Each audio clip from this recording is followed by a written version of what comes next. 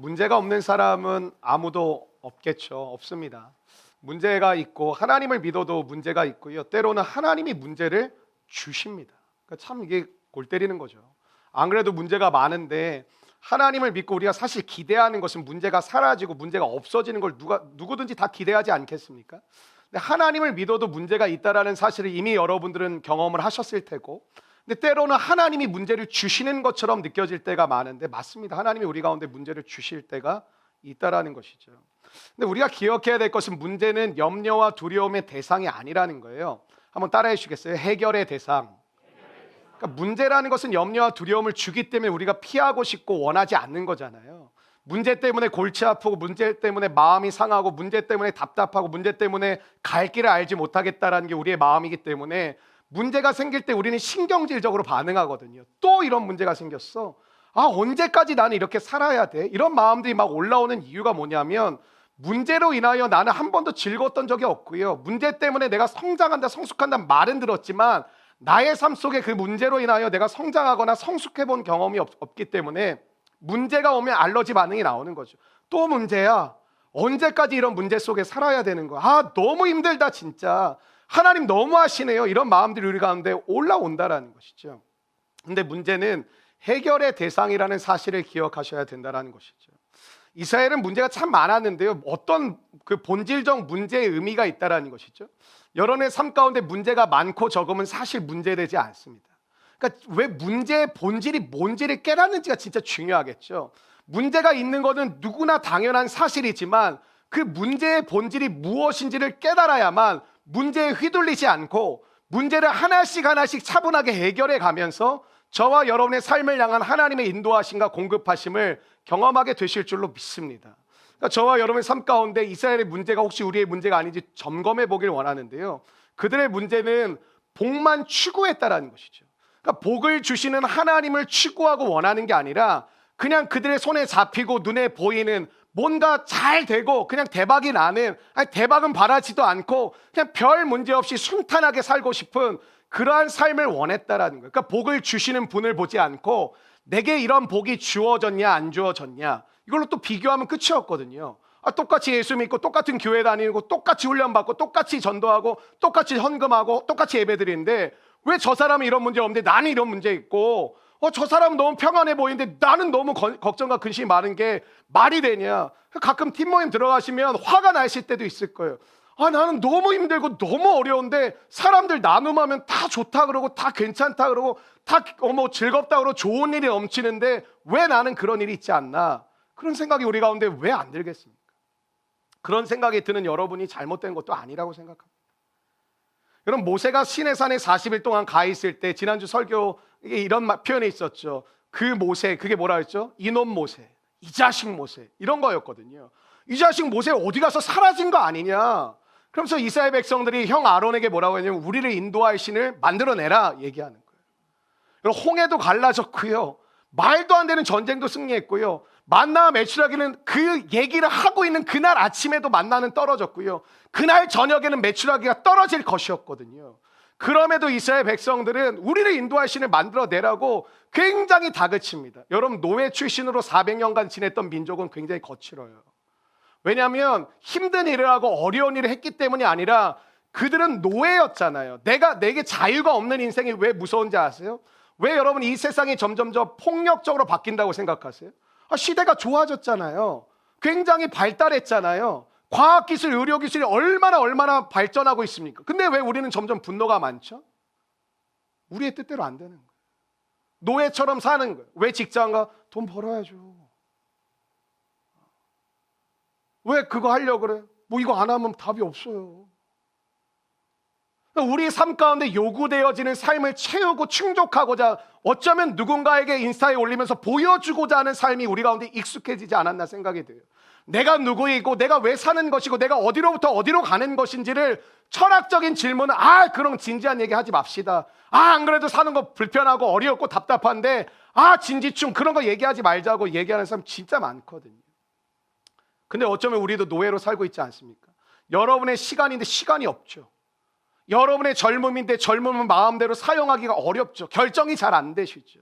여러분의 삶인데 하나님을 따라가는 결정을 할 때 사람 눈치도 보이고 여러 가지 환경과 상황의 눈치가 보일 때 되게 많죠. 왜 그렇죠? 여러분 뜻대로 사시겠다면서요.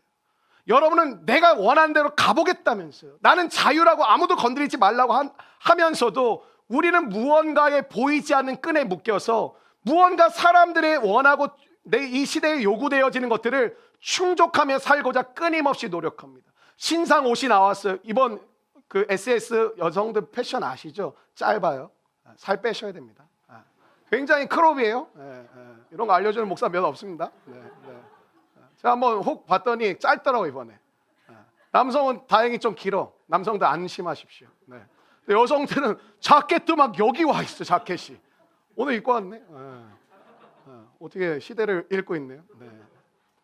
짧습니다. 기억하십시오. 여름이 곧 주님 오실 것처럼 다가올 겁니다. 그러니까 뭐냐면 금송아지건 뭐건 만들어내라는 거예요. 우리를 인도해 주기만 하면 상관없다라는 거예요. 우리를 채워주기만 한다면 뭐 그냥 하나님이든지 금송아지든지 뭔 상관이야. 나는 채워주기만 하면 돼. 나는 내 길이 열리게만 하면 돼. 여러분의 마음 가운데 때론 믿음이 흔들린다는 게 그런 거 아니겠습니까? 하나님으로부터 기다리고 인내하는 게 너무 지치고 힘드니까 꼭 하나님의 방법으로 안 하더라도 나는 하나님을 사랑하니까 그냥 이런 방법과 이런 질서를 따라서 하는 것도 괜찮지 않을까라는 생각이 우리 가운데 찾아오거든요. 그 마음을 이겨내는 것이 믿음입니다. 우리 교회 모르겠어요. 많은 분들이 우리 교회 오면 일단 뭐 술도 끊고 담배도 끊는 분들이 참 많이 계셨었는데 술 한잔 왜 합니까? 불안해서 하는 거거든요. 목사님 사회생활 안 해보셔서 그래요. 사회생활 하면서 술 한잔 안 먹으면서 어떻게 이 세상을 살아갑니까? 근데 그 술을 마심이 여러분들이 무언가 불안하고 두렵고 관계가 끊어지고 승진을 못하고 회사에서 왕따가 될까 봐 마시는 거라면 하지 마시라고요. 나의 불안과 염려로 인하여 하고 계시다면 하지 마시라고요. 또 갑자기 전 좋아서 마십니다. 이것도 안 됩니다. 전 너무너무 좋습니다. 이거 아닙니다. 여러분 금송아지는 내 문제만 해결된다면 하나님 없어도 괜찮아. 내가 평안하기만 한다. 하나님 없어도 상관없어. 내가 재밌기만 한다. 내가 즐거우면 하나님 아니라 금송아지면 어때? 나를 채워주면 됐지. 나 이거 하나님이라고 믿어. 나는 그게 우리의 삶에 혹시 있지 않습니까? 여러분 금송아지라는 사건으로 인해서 3,000명이 죽거든요.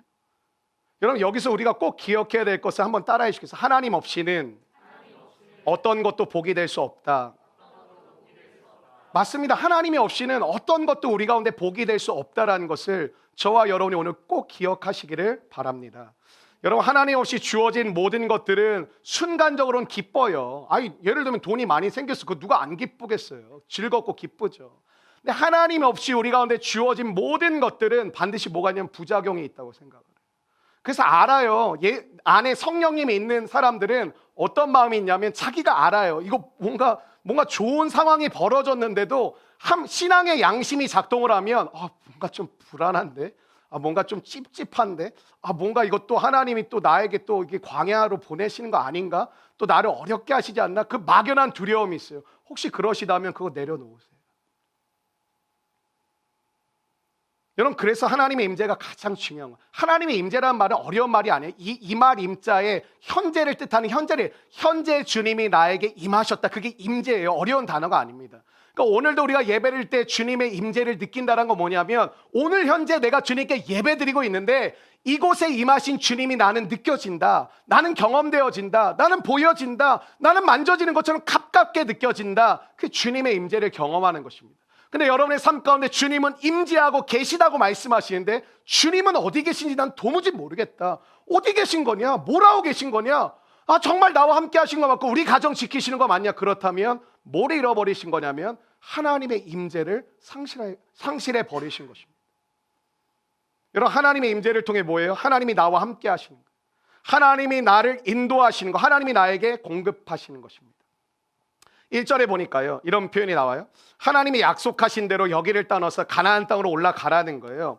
그러니까 하나님이 약속하신 대로 올라가라 하니까 뭐 잘 되는 것처럼 보이잖아요. 야 이스라엘 백성들아, 내가 너희에게 약속한 거 나 지킨다. 너희들 여기를 떠나라. 여기를 떠나서 이 가나안 땅으로 올라가라. 기쁘죠. 하나님이 우리 약속의 땅으로 인도하시나 보구나. 근데 2절을 보니까 하나님이 도와주시겠대요. 내가 너희들보다 앞서 사자를 보내서 하나님의 천사를 아마 상징하지 않을까 싶어요.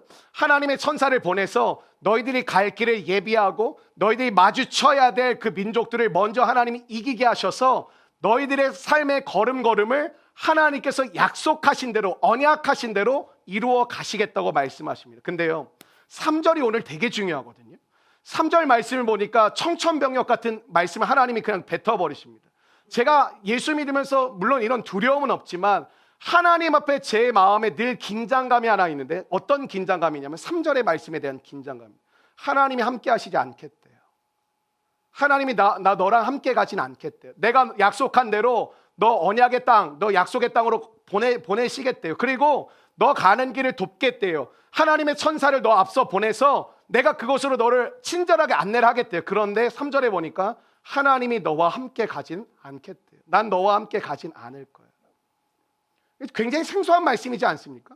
하나님은 늘 우리와 함께 하신다는 설교가 익숙하고, 하나님은 세상 끝날까지 우리를 붙드신다는 약속이 우리 가운데 굉장히 익숙한데, 하나님이 갑자기 3절에 보니까 다 하게 해주겠다, 내가 너희들 보호해주겠다 다 하셨는데, 근데 나는 너희들이랑 같이 가진 않을 거야.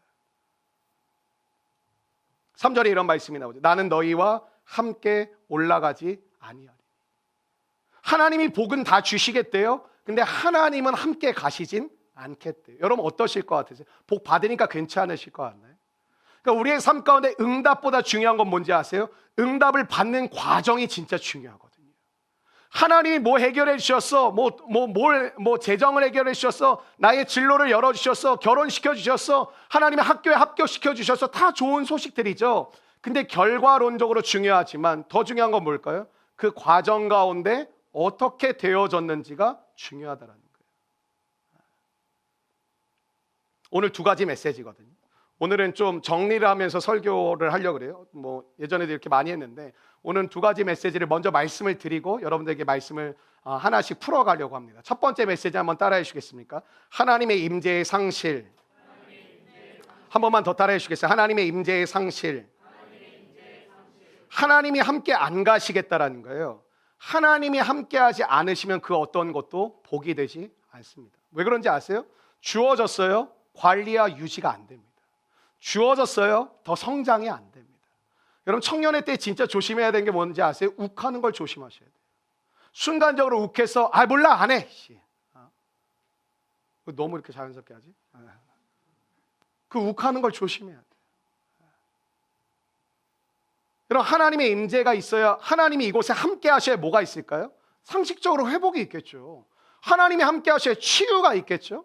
하나님이 함께 하셔야 깨닫는 은혜가 있고 우리의 생각과 말과 행함이 변화되겠죠. 하나님의 임재가 있어야 되겠죠. 그러니까 하나님이 나와 함께 하셔 멀뚱멀뚱 서 계신 게 아니라, 하나님이 나와 함께 하신다는 건 인도하시고 공급하시고 채우시고 돌보시고 역사하시고 하나님의 뜻을 이루어 가시는 모든 내용들이 포함되어져 있잖아요. 신앙생활을 점검할 때 말씀을 몇 장 읽었는지, 기도를 몇 번 했는지, 예배를 몇 번 참석했는지도 중요할 수 있어요. 그러나 진짜 중요한 건 뭔지 아세요? 하나님의 임재가 여러분의 삶 가운데 있냐라는 거예요. 궁극적으로 해결되지 않아요. 그러면. 근데 임재 안 하시겠다라는, 나 이게 너무 충격적이거든요. 하나님이 함께하지 않으시겠다라는. 약속은 다 지킬게. 아브라함에게 했고 내가 이삭에게 했고 야곱에게 했던 그 약속 내가 너에게 지킬게. 그리고 너희들 가는 길 내 사자들을 먼저 앞서 보내서 보호할게. 너희들 지켜줄게. 함께할게. 내가 널 지켜줄게. 근데 나는 너랑 같이 가진 않을 거야. 여러분 예배의 중심이 하나님께 있어야 된다라는 게 무슨 뜻일까요? 우리가 이렇게 지금 되게 잘 예배를 드리고 참 어려운 지금 오미크론 상황에서도 정말 많은 성도들이 지금 오프라인으로 나오셔서 예배를 잘 드리고 계신데, 여러분 오늘 예배를 드리시잖아요. 그럼 뭐라고 얘기하죠? 나 오늘 예배 드렸어. 나 오늘 교회 갔다 왔어. 가끔 저를 많이 파시더라고요. 나 설교 들었어. 이걸 강조 많이 하시더라고요. 나 설교도 듣고 오늘 나 안 늦었어. 잘 갔다 왔어. 팀 모임도 했어. 막 이렇게 얘기를 하시는데, 그거는 예배가 우리의 중심이지 않을까요? 예배가 맞춰지면 오늘 하나님이 함께 하심을 내가 경험했어. 하나님이 나에게 오늘 깨닫게 해주셨어. 하나님이 내 마음을 돌이키게 해주셨어. 내가 모르던 걸 알려주셨어. 이런 말이 나오지 않고 우리는 나 예배 드렸어. 나 교회 갔다 왔다니까. 나 그만 얘기해. 나 교회 갔다 왔다고. 나 팀모임도 했어. 가서 사람들하고 교제도 하고 그렇게 했으니까 나한테 뭐라고 하지 마. 나 봉사도 했어. 나 오늘 헌금도 드렸어. 그러니까 예배의 중심이 거의 우리 가운데 있을 때가 진짜 많아요. 여러분, 예배가 맞춰진 다음엔 주어가 바뀌셔야 되거든요. 하나님이 함께 하심을 느꼈습니다. 하나님이 붙들어 주셔서 오늘 제 마음이 사실 지옥 같았거든요. 근데 마음이 바뀌었어요. 정말 한 주간 동안 너무 마음이 속상했거든요. 근데 마음의 위로를 받았어요. 정말 어찌할 바를 몰랐거든요. 근데 하나님의 말씀이 저에게 빛을 비춰주셨어요. 이러한 고백으로 회복되시기를 축원합니다.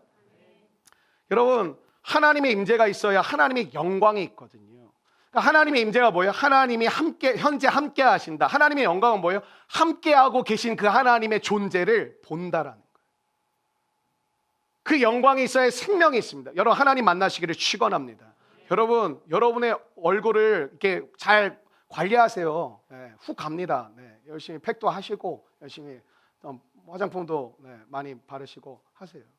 근데요, 얼굴에 하나님의 임재가 있을 때 바뀌는 얼굴들이 있는 거 아세요? 여러분, 잘 모르시겠으면 우리 교회 선교 다녀왔을 때 찍은 사진들을 좀 보세요. 사람의 얼굴에 생기가 있다는 게 뭐고, 하나님이 그와 함께 한다는 게 뭐고, 하나님이 그를 회복시키셨다, 변화시켰다는 게 뭔지 여러분이 실감나게 느끼실 수 있을 것이고, 다녀오셨던 분들은 사진을 엉뚱한 다른 사진 보지 마시고 여러분의 영혼이 무너졌다고 여러분이 느끼고 계시다면 여러분이 추억팔이 하자라는 게 아니라 여러분이 진단을 하시기 위해서 여러분들이 하나님을 위해서 사역하고 선교하고 복음을 전했던 여러분의 얼굴을 보시고 거울을 보십시오. 여러분, 하나님의 영광이 임하는 우리 모두가 되기를 주의 이름으로 축원합니다. 옆 사람 얼굴 한번 보시겠어요? 어때요? 영광이 있습니까? 없는 것 같은데 이렇게 다 웃음이. 네. 그만 보세요. 은혜가 안 되는 것 같습니다. 그만 보시고. 네. 여러분, 교회는 사람을 모으는 것보다 더욱 힘써야 할 것이 하나 있습니다. 하나님을 모시는 것에 정말 더욱 힘써야 됩니다. 많은 교회들이 왜 무너졌는지 아세요? 사람을 모으는 거에 힘써요. 근데 하나님을 모시는 것은 힘쓰지 않아요. 우리 찬양팀도 그렇고요, 예배팀도 그렇고요, 우리 섬기는 사람들, 많은 사람들이 12시 반부터 1시까지 중보 기도회라는 것을 합니다. 왜 할까요? 이미 우리 준비하는 사람들은 연습을 다 마친 상태고 어느 정도 준비가 제가 봤을 때는 잘 되어 있는 상황이에요. 그러나 왜 하나님께 기도할까요? 우리가 할 수 없는 거예요. 내가 할 수 없음을 인정하기에 기도를 드리는 거예요. 진짜 나를 부르신 그 자리에서 하나님의 영광이 나타나는 게 뭔지 아세요? 그 기도 시간이 즐거워져야 돼요. 많은 섬기는 사람들이 넘어진다면 어떻게 할 수 있냐? 기도 시간이 막 베베 꽈고 막 너무 지겹고 힘들고 기도가 안 나오고 답답한 거거든요. 왜 그럴까요? 내 힘으로 하는 거예요. 하나님의 영광이 임하여 찬양하고 하나님의 영광이 임하여 악기로 하나님께 영광을 돌려 하나님의 영광이 임함으로 예배팀으로 여러 가지 모습으로 우리가 섬길 때 여러분의 그 섬김을 통하여 많은 이들이 하나님의 영광과 임재를 경험하게 되실 줄로 믿습니다. 되게 중요한 역할을 맡은 거죠, 사실. 여러분, 교회에 주신 복을 받고 개인에게 주신 복을 우리가 받잖아요. 조심해야 될 게 뭘까요? 하나님 없이도 살 수 있다는 마음이 온다라는 거예요. 이거 예외가 없습니다. 나는 안 그럴 겁니다. 그런 사람이 100%입니다. 전 많이 주셔도 하나님께 할 겁니다. 아니요. 오늘 여러분이 작은 것을 주셨을 때 하나님께 드리지 못하고 이웃과 나누지 못한다면 많이 주시면 100% 못 납니다. 여러분, 아예 가난하면 하나님을 믿어요. 근데 돈이 좀 있으면요, 통장을 믿어요. 그게 위기라는 거예요. 교회도요, 우리 교회도 13명 청년회 시작을 했잖아요. 교회도 규모도 커졌죠. 그리고 그래도 잘 되고 시스템도 생기고 사람들도 함께 모이고 너무 귀한 장년들, 우리 모든 세대를 사실 섬겨. 다른 교회 가면 장년이 주인공이거든요. 잘 알아요. 여러분, 가정에서는 자녀를 위해 다 아낌없이 양보하시잖아요. 교회 장년의 역할은 다음 세대를 빛나게 세워주시면 하나님이 여러분의 영혼을 빛나게 만들어 주실 줄로 믿습니다. 그 가정에서는 되는데 교회만, 집에서 에어컨 단다 그럼 자녀 방부터 너 공부하니까 하는 거. 교회에서 에어컨 단다, 나 우리 방에 달아줘. 할머니들 막 힘이 있어. 그걸 왜 걔 방에 다냐고. 우리 방에 달라고. 우리 추워 죽고 더워 죽겠다고. 그러시거든요.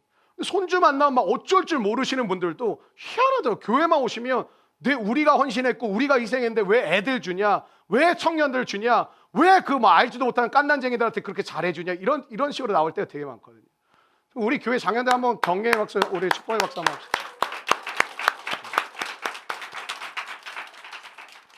진짜 좋으신 분들이에요. 제가 마음 깊이 감사하고 있습니다. 진짜 좋으신 분들. 딴 교회 가면 대접받고 막 오셨습니까? 막 권사님 집사님 오셨습니까? 이거 했는데 여기 오면 뭐 그래도 우리 청년들 인사를 그래도 잘하니까. 뭔가 내가 여기 와서는 뭔가 내가 왜 뭐 아무것도 안 하고 가만히 있지? 난 뭘 해야 되는데 가만히 계셔 주십시오. 때가 되면 제가 여러분을 몰래 부르겠습니다. 네. 여러분 하나님의 임재를 모르고 시스템으로 조직력으로 하려고 하죠. 제가 진짜 힘든 얘기를 한번 들었어요.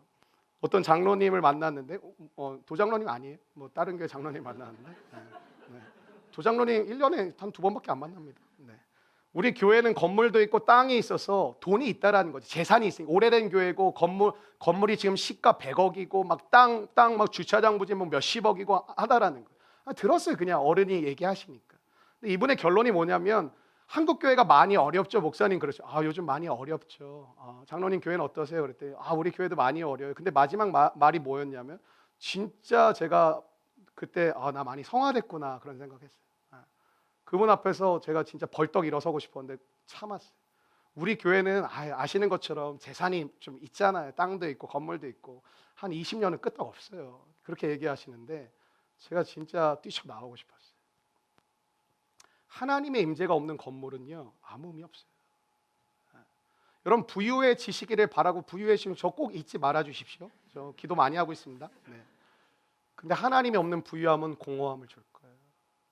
하나님이 없는 인기는 인정은 여러분에게 또 다른 더 큰 목마름을 줄 거예요.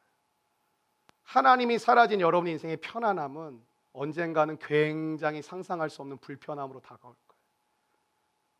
여러분 우리는 믿을 게 많은 세상 속에 살고 있죠. 우리 교회 성도들도 어떤 분을 보면 힘이 있으신 것 같기도 하고 돈이 있으신 것 같기도 하고 우린 젊음 많이 있으니까 건강에 있기도 하시고 또 되게 이게 강하신 분들 지금 오미크론 안 걸린 우리 교육자들 대단하지 않습니까? 네, 지금 뭐 생존하고 있습니다. 서로 기도하고 있어요. 서로 빠지면 우리 서로에게 엄청난 민폐를 끼치는 거다. 막 이러면서 뭐 걸리면 안 된다고 나 찬양도 나 못한다. 그건 내가 걸릴 거라고 내가 설교하라고 막 서로. 뭐 또 미모가 탁월하시거나 이렇게 힘이 생기면 생길수록 뭐가 어렵냐면 자기 부인이 어려워요. 나 아무것도 아닙니다. 이거 하기가 되게 어려워요. 내가 있는데, 나 힘이 있는데, 나 예쁜데, 나 잘생겼는데, 나 그 집에서 엄마 아빠가 잘생겼다는 거 말고 밖에서 잘생겼다는 소리 들으셔야 돼요. 네, 여러분 사고 치실까봐. 우리 공주님 그 집에서 말고 밖에서도 야, 너 너무 예쁘다. 이거 한 10번 이상 들으셔야 이제 좀 이렇게 하셔야 됩니다. 네. 모든 것이 하나님부터 왔다라는 청지기 의식이 우리 가운데 회복되어야 되거든요. 그래야 주신 것을 아름답게 사용하고 또 다른 것을 부어주시는 은혜를 우리가 경험하게 된다는 거죠. 뭐가 잘 되고 대박이 나고 강해지면 하나님 없어도 될 것 같아요. 저 대형교회 있어봤잖아요. 하나님 없어도 돌아가요. 기도하지 않아도 돌아가고 뭐 세가족인지 헌가족인지 수평이동인지 뭔지 모르겠는데 한 주에 뭐 몇십 명씩 오고 마음이 강팍해지죠. 마음이 강팍해지는 무슨 뜻인지 말을 죽어도 안 듣는다. 하나님의 임재, 하나님의 역사, 하나님의 손길이 우리 교회의 재산이 되기를 주의 이름으로 축원합니다. 여러분 많은 교회들이 전통주의에 빠져 있다 그래요. 교회 역사가 적어도 한 30년 이상 된 교회들에게 그런 소리를 많이 하거든요. 이 교회는 너무 전통주의야. 너무 하나도 안 바꾸려고 그래. 너무 안 바뀌어. 그런 얘기를 많이 하는데 전통주의는 여러분 젊은 애들에게 있습니다. 왜 그런지 아세요? 너희 교회 몇 명 모여? 너희 교회 예산 돈 많아? 무슨 사역해? 규모는 얼만큼 돼? 주차장이 있어? 카페는 있어? 그게 전통주의. 하나님의 은혜를 잊어버리고 하나님의 역사를 다 잊어버리고 해온 대로 하자라는 거죠. 바꾸기 싫은 이유가 이게 어른이 되시고 더 연세가 들어가실수록 왜 변화하고 싶지 않냐면 나 그래도 여태까지 그냥 괜찮고 만족스러운데 굳이 내가 이거를 이 나이에 왜 바꿔야 되나 이런 생각이 들거든요. 우리 교회 장년들 정영 권사님은 여성인데 갈렙이 되고 싶다고 해서 좀 충격을 받았는데 하나님 앞에서 끝까지 믿음의 경주를 달려가시는 우리 장년들 되시기를 주의 이름으로 축원합니다. 하나님 놓치지 마시고 주의 권능과 은혜 가운데 붙드시기를 주의 이름으로 축원합니다. 자녀들을 기대하지 마세요. 자녀를 버렸다고 생각하세요. 그럼 이렇게 또 찾아오면 고맙잖아요. 그런데 이제 기대 심리가 있으니까 내가 널 어떻게 키웠는데 얘는 다 잊어버렸어요. 내가 너를 어릴 때 유기농 먹였는데 유기농 먹었는지 몰라요. 예. 나 햄버거가 좋은데 뭐 이러거든요. 예. 하나님의 임재, 그냥 이렇게 어디 파송했다고 생각하세요. 예. 하나님의 임재라는 건 우리에게 영적 민감함이 요구되거든요. 이곳에 하나님이 계신가? 내가 자취를 하는데 내가 이곳에서 하나님을 예배하고 말씀을 보고 큐티하는데 하나님이 내 자취방에 함께하고 계신가? 영적 민감함이 요구가 되어집니다. 왜? 그게 생각을 해야 되거든요. 그래서 여러분 찬송가 중에 이런 찬송가 있잖아요. 주 없이 살 수 없네. 그 찬송가를 이번 한 주간 우리 함께 좀 각자의 자리에서 부르며 지내면 어떨까 그런 생각이 좀 들더라고요. 주 없이 살 수 없네. 그냥 멜로디가 좋아서 부르고 가사가 좋아서 부르는 게 아니라 그것이 나의 고백이 되어 부르는 그 찬양이 여러분 이번 한 주간 회복되시기를 주님의 이름으로 축원합니다. 여러분 예수님을 우리가 참 좋아하는 이유가 뭐냐면 예수님은 가신 곳에, 예수님이 계신 곳에 늘 변화가 있었거든요. 예수님이 계신 곳에는요 병든 자가 치유되었습니다. 그러니까 어떤 질병이든 예수님이 계신 곳에는 그 병든 자들이 뭐 40년이 됐든 10년이 됐든 몇 년이 됐든 얼마나 중한 병이든 뭐 암이든 뭐 당뇨든 뭐든 간에 하나님의 은혜와 그 사람에게 믿음이 있으면, 하나님이 고치신다는 믿음이 있으면 주님이 계신 곳에는 늘 어떤 소식이 들렸냐면 병든 자가 치유되었습니다라는 고백이 들렸고 병든 자가 회복이 되었습니다. 그 사람이 자유를 얻게 되었습니다. 대표적인 게 사도행전 3장 아닙니까? 성전 미문에서 늘 한 푼만 줍시오, 한 푼만 줍시오. 나면서부터 앉은뱅이가 어떤 소망이 있었겠습니까?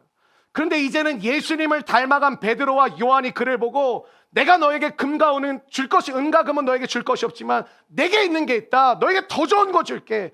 예수 그리스도의 이름으로 일어나 걸으라면 손을 잡고 일으켰을 때 그 발과 발목에 힘을 얻고 그가 찬양하면서 한 번도 들어간 적은 없어요. 예배드리러 들어갑니다. 예수님이 계신 곳에는 귀신이 떠나갔습니다. 예수님이 계신 곳에는 정신질환이든 뭐든 간에 주님을 만나고 주님을 경험할 때마다 온전케 되어진 은혜, 우리 안에 보이지 않아서 문제지 여러분 우리의 싸움이 혈과 육에 대한 것이 아니라 이 세상 공중권세 잡은 자들의 싸움이라고 하지 않습니까?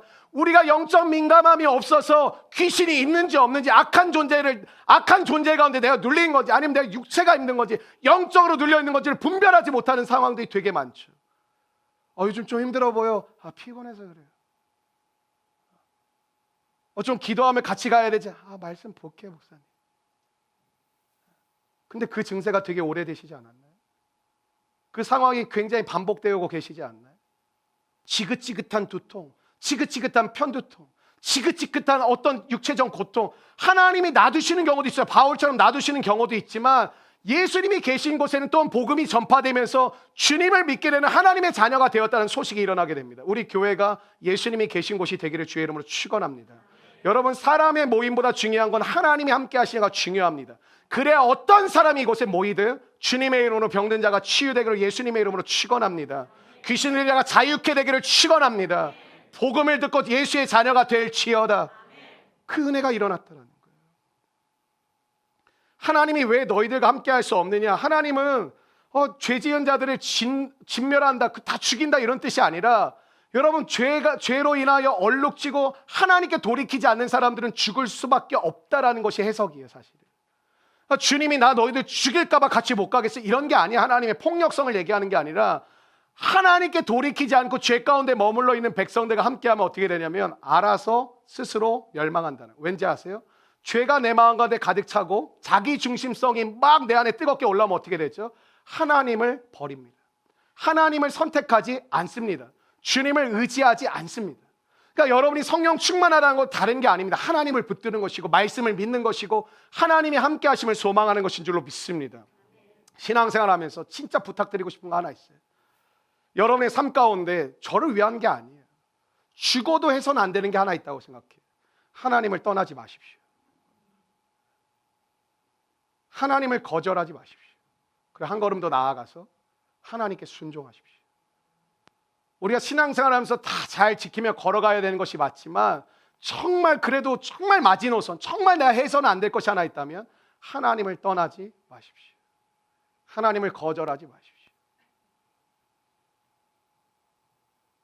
여러분 하나님과의 친밀함이라는 것은 교회의 재산이고 가정의 재산입니다. 가정에서 믿음의 유산을 물려주겠다는 부모님이 하셔야 될 건 뭐냐면 하나님의 임재와 영광을 자녀들에게 나타내셔야 됩니다. 하나님은 살아계셔. 하나님은 역사하신단다. 이 하나님을 만나고 살기를 원한다. 믿음의 가정인과 어떻게 할 수 있는지 아세요? 제가 진단표 하나 알려드릴까요? 엄마든 아빠든 자녀든 우리 예배드리자 했을 때 뭐 예배를 드려 아직 멀었습니다. 여러분이 서로 동역자라고 얘기하잖아요. 근데 누굴 만나든 야 우리 같이 예배드리자. 싫어. 그냥 각자 하자. 귀찮아. 힘들어. 피곤해. 믿음의 가정의 모습이 뭔지 아세요? 우리 함께 예배드리자. 예배드려요. 함께 예배드립시다. 왜? 그 예배 가운데 하나님의 임재를 함께 경험하거든요. 여러분의 가족의 회복의 역사가 시작된 줄로 믿습니다. 여러분 우리 여기 목이 곧은 백성이라고 이렇게 나오는데 목이 곧다라는 것은 고집이거든요. 고집은 결국 자기 중심을 얘기하는데 계속 우리의 싸움은 딱 이거예요. 내 뜻을 선택할 거냐 하나님의 뜻을 선택할 거냐. 또 하나는 내 생각을 대로 갈 거냐 하나님의 말씀을 의지하며 갈 거냐. 구약에서는 고집스러운 사람들을 목이 곧은 백성이라고 얘기하는데 이 백성의 특징이 있습니다. 어떤 특징이냐. 자기 느낌을 믿는 사람들이고 자기 감정이 그 무엇보다 중요한 사람들이고 자기 경험이 절대적 진리가 되는 사람들.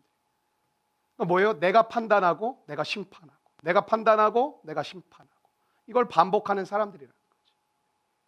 여러분 교회도 예배라는 요소와 교제라는 요소가 있잖아요. 근데 교회가 요즘 약화되는 이유가 뭐냐면 예배는 아무 의미가 별로 없어요. 예배를 통해 감격하는 표정을 짓는 사람도 없고 예배 가운데 변화되어 간다고 느껴지는 사람도 많지가 않아요. 근데 사람들이 뭐라 그러냐면 목사님 교제 좀 많이 했으면 좋겠어요. 서로 좀 친해지고 같이 하고 놀러 가고 그런 거 좀 많이 하면 더 좋을 것 같아요. 할 겁니다. 근데 그것이 예배보다 앞서가잖아요. 결국에 어떻게 되는지 아세요? 깨져요. 그 관계. 하나님은 먼저 나와 예배하고 그 다음에 서로 함께 사랑하며 교제하라고 하신 이유가 뭔지 아세요? 우리가 인간적인 개념으로 서로 잘해주고 또 같이 서로 공감해주고 놀러다니고 운동하고 하면은 친해져요. 근데 그 친함이 서로의 결속력을 이게 언약으로 맺어주는 건 아니라는 거예요. 이거 언제든지 풀릴 수 있다라는 거예요. 그렇게 친해 보였는데 너 왜 요즘 걔랑 같이 안 다니니? 기분 나빠서요. 안 맞아요. 저랑 너무너무 이게 안 맞는 것 같아요. 그냥 만나면 부딪히니까 그냥 피하고 있어요. 그런 분들 계시다니까요. 다. 우리 교회 저 사람만 좀 다른 데 갔으면 좋겠다. 그 저면 어떡하죠? 여러분 예배가 사라져 버리고 교제만 강화되어 버리면 인본주의에 빠지죠. 뭐예요? 사람이 중심이 되는 거예요. 근데 하나님의 은혜가 있으면 뭐냐면 나는 안 맞는 것 같은데 하나님의 십자가 사랑을 경험하다 보니까 그거를 힘겹고 좀 어렵지만 조금씩이라도 넘어가려고 마음을 바꾸고 조금씩이라도 한번 손을 내밀어 보려고 애를 쓰고 조금이라도 한번 안아보려고 용서를 시도해 보려고 그렇게 바뀝니다. 근데 예배가 없으면 이게 교제를 강조하는 교회 특징이 뭔지 한 번 깨지면 회복이 안 돼요. 누구 하나 그냥 나가든가 다 나가든가 사라지든가 그래 이게 해결이 됐지. 여러분 솔직히 가족이라는 게 뭡니까? 제가 요즘 가족이란 말 잘 안 써요. 여러분 부담스러워하셔서 가족이란 주 안에 다 한 형제와 한 자매고 가족이거든요. 가족은 연약하다고 버리지 않기 때문에 중요한 거예요. 가족은 아프다고 내팽겨치지 않기 때문에 가족이 소중한 거예요. 가족이 잘 못한다고 엄마 아빠 야 넌 저리 가 그냥 나가. 그것 때문에 상처받으신 분들 되게 많죠. 가족은 이래서는 안 되는데 어떻게 아빠가 나한테 이러고 어떻게 엄마라는 사람이 나한테 이럴 수 있냐. 엄마 아빠도 마찬가지. 어떻게 자녀라는 딸이라는 인간이 아들이라는 인간이 나한테 이렇게 할 수가 있냐. 서로 다 상처가 있는 거예요. 가족은 뭐예요? 연약한 거를 받아들이고 그 연약함을 서로 품고 나도 연약하고 니나 내나 똑같다. 니나 내나 별반 다르지 않다. 함께 그 연약함을 하나님께 맡겨드리고 가보자. 이게 믿음의 가정이고 함께 가는. 여러분 우리가 다른 사람의 잘못을 지적할 수 있다고 생각합니다. 그리고 같이 고쳐가야 된다고 생각합니다. 그러나 그 말을 하는 사람은 안 연약한가요? 그 말을 하는 사람은 안 부족한가요? 그 말을 하는 사람은 완벽한가요? 없습니다. 아무도.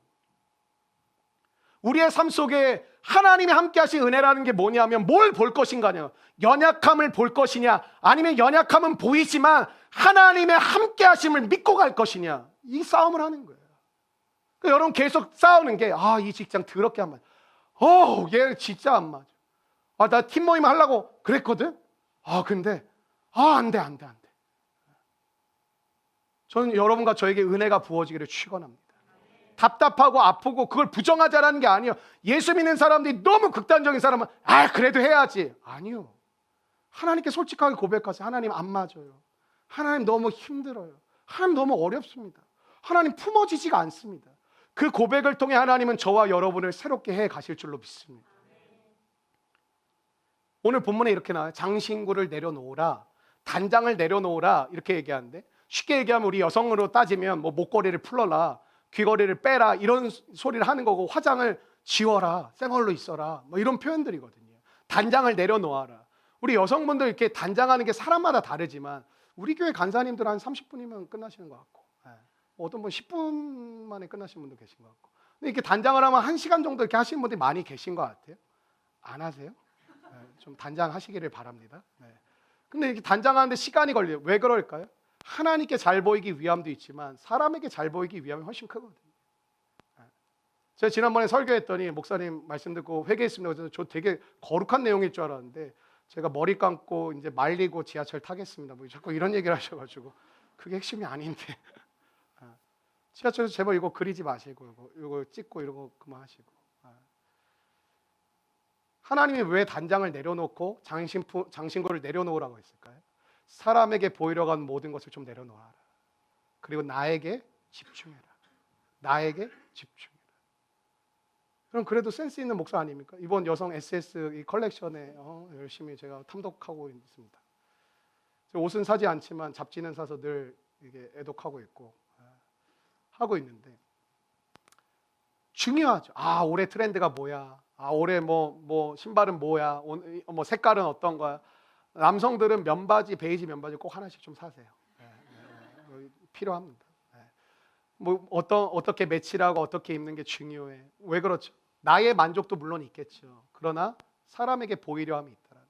우리 삶의 대부분은 나를 위한 것 같지만 사실 다른 사람에게 보여지는 모습 때문에 하는 게 되게 많거든요. 하나님이 그 모든 시간을 내려놓고, 단장을 내려놓고, 치장을 내려놓고 하나님께 집중하는 시간을 가지라는 거예요. 여러분, 하나님이 안 가신다니까 위기가 왔죠. 백성들이 긴장합니다. 근데 하나님께서 다시 하나님께 집중하라고 말씀하시는데 모세를 통해 그렇게 말씀하는 두 번째 오늘 메시지는 너무 뻔하기도 한데요. 한번 따라해 주실까요? 하나님의 임재의 회복. 여러분, 영적 지도자가 해야 될 일은 뭘까요? 대신 짊어지는 거예요. 그래서 많은 사람들이 교회에서 일단 첫 번째, 목사가 하나님 여러분 목사로 부르시고 선교사로 부르시는데 거의 다 안 좋아합니다. 너무 힘들 거라고 생각을 하니까.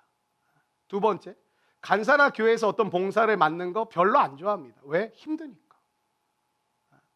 뻔해요. 힘드니까. 근데 아무도 대신 짐을 져주는 사람이 없고, 아무도 눈물을 닦아주는 사람이 없고, 아무도 슬픔을 공감해주는 사람이 없다면 어떻게 될까요? 무서운 이야기지만 완전히 망가집니다. 완전히 망가집니다. 정신적 질환의 많은 이유 중 하나는 뭔지 아세요? 충격적인 사건도 있지만 그 충격적인 사건에서 벗어나게끔 도와주는 사람이 없으면 완전히 인생이 망가집니다. 너무 큰 충격과 너무 큰 사건을 경험했을 때 마음이 와장창 무너지거든요. 근데 그 상황 속에서 붙들어주고 기도해주고 함께해주고 함께 말해주고 괜찮니? 어떠니? 잘 지내? 그거 귀찮은 말 아닙니다. 여러분 삶 가운데 그런 말 해주는 사람 몇이나 됩니까?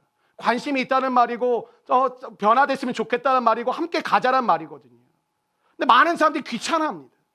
근데 그 상황에서 어떻게 하면 제가 알아서 할게요. 제가 좀 변화되면 알아서 제가 올게요. 안 됩니다. 두 손 두 발이 다 잘렸는데 어떻게 내가 회복이 됩니까? 여러분 기도 부탁하십시오. 기도해달라고 요청하십시오. 여러분의 연약함이 드러날까 봐 숨기지 마시고 기도를 요청하십시오. 나 좀 도와달라고 말하십시오.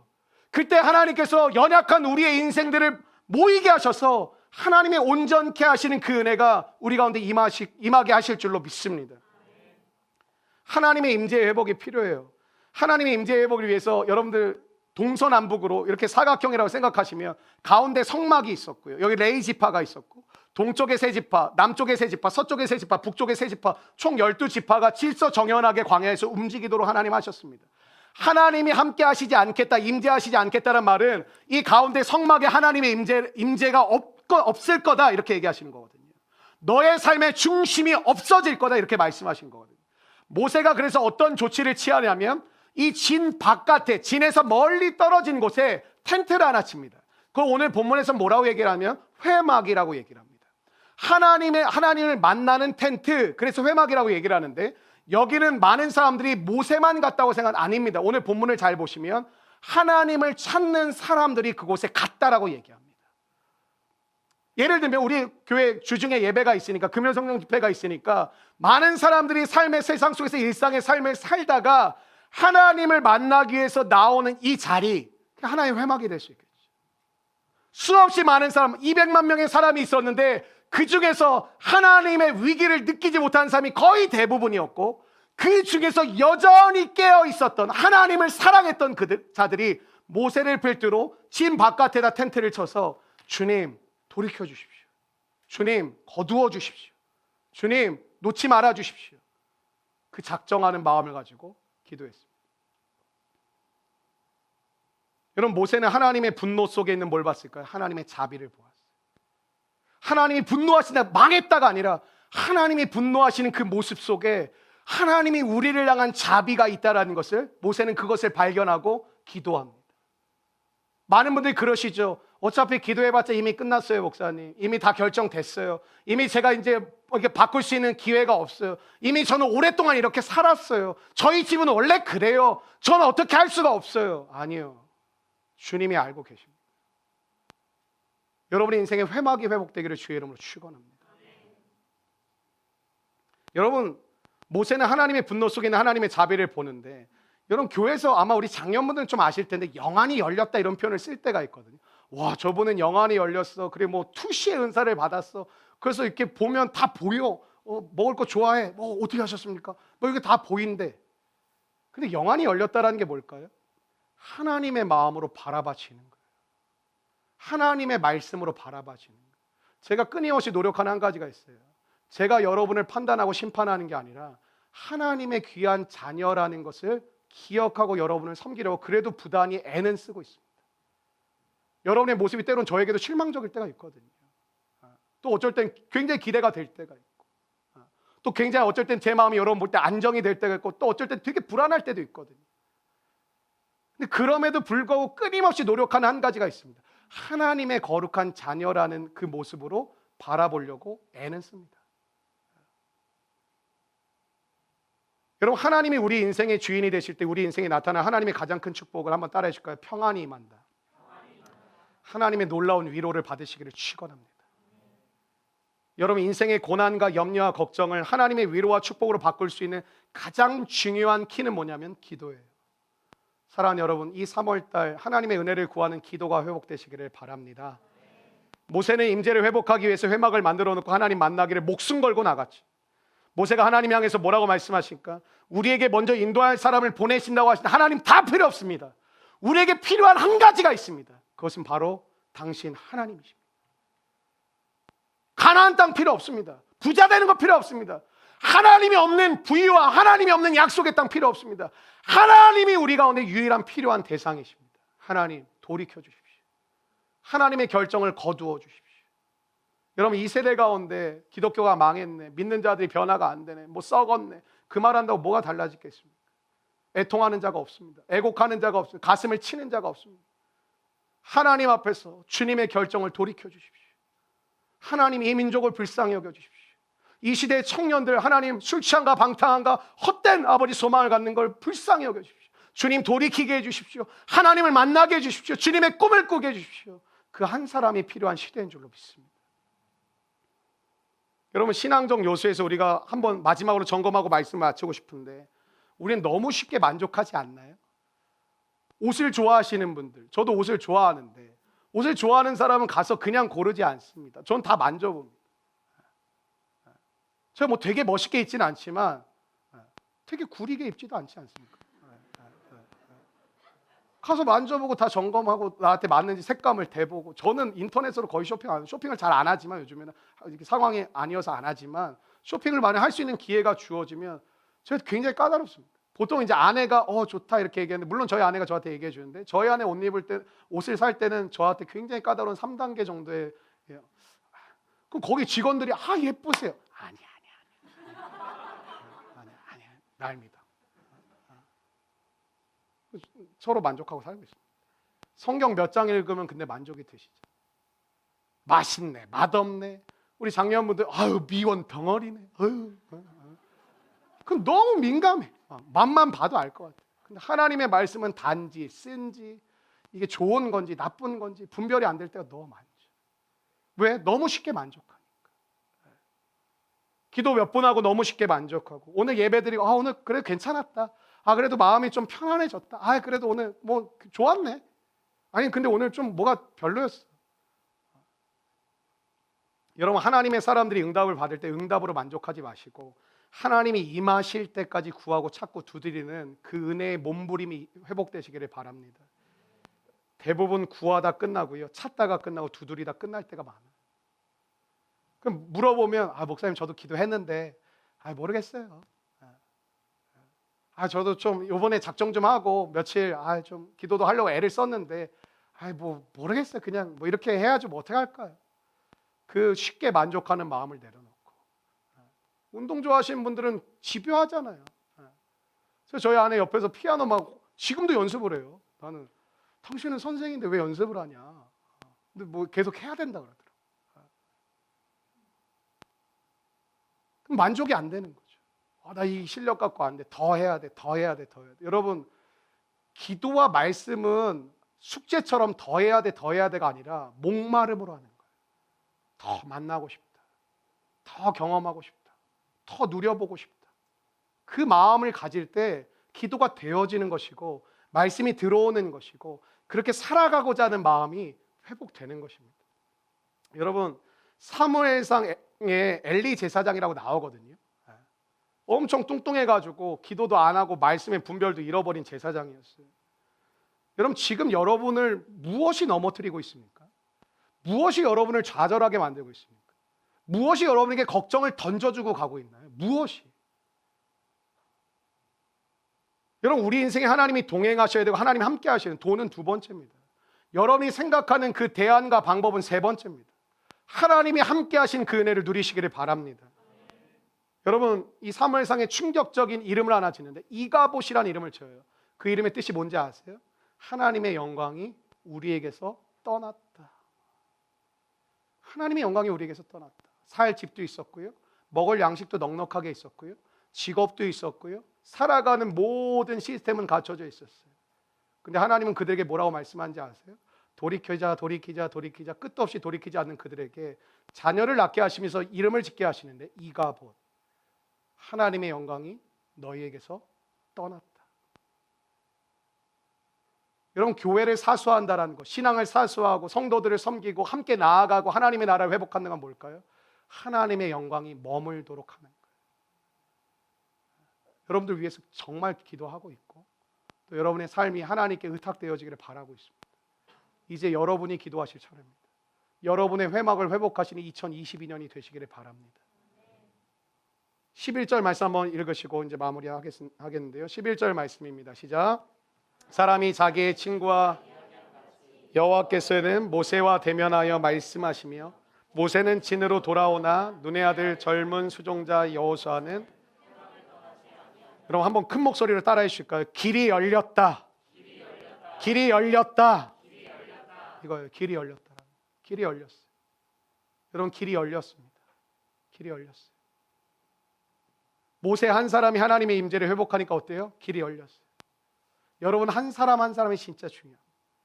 여러분 사람의 반응을 보지 마십시오. 여러분과 저를 향한 조롱, 그리고 질투, 미움, 원망, 불평 끝나지 않을 겁니다. 제가 감히 모세랑 저를 비교할 수는 없지만 저는 모세를 출애굽기를 이번에 오랫동안 설교하면서 굉장히 많은 위로를 받았어요. 그게 뭘까요? 저도 오해받으면 싫거든요. 저도 욕먹으면 싫거든요. 저도 막 내가 이런 것까지 해야 되나? 그런 게 있거든요. 근데 모세를 보면서 굉장히 많이 위로를 받았어요. 하나님의 사람이 걸어간 이미 그 길을 완성한 사람의 길을 보면서 내가 힘든 게 아니라 바른 길을 가는 거구나. 그렇다고 욕하지 마십시오. 모세 한 사람이 회복하니까 어때요? 주변에 하나님의 길이 열리죠. 여러분 한 사람이 중요해요. 여러분 한 사람을 통해 길이 열리게 될 줄로 믿습니다. 우리 교회 주목하는 교회 아닙니다. 뭐 샛별인 교회도 아닙니다. 그러나 하나님이 우리를 주목하셔야 믿음의 역사가 일어납니다. 한 교회만 살아나는 게 아니라 이 교회를 통하여 하나님은 많은 교회를 세우실 줄로 믿습니다. 여러분, 사람 보면서 시기받고 질투받고 조롱받고 엄마 누가 좋아하겠어요? 예를 들면 여러분 막 부장님 욕할 때는 좋은데 여러분이 부장이 되고 팀장이 되면 욕을 막 뒤에서 막 먹거든요. 기분 나쁘죠. 당연한 거예요.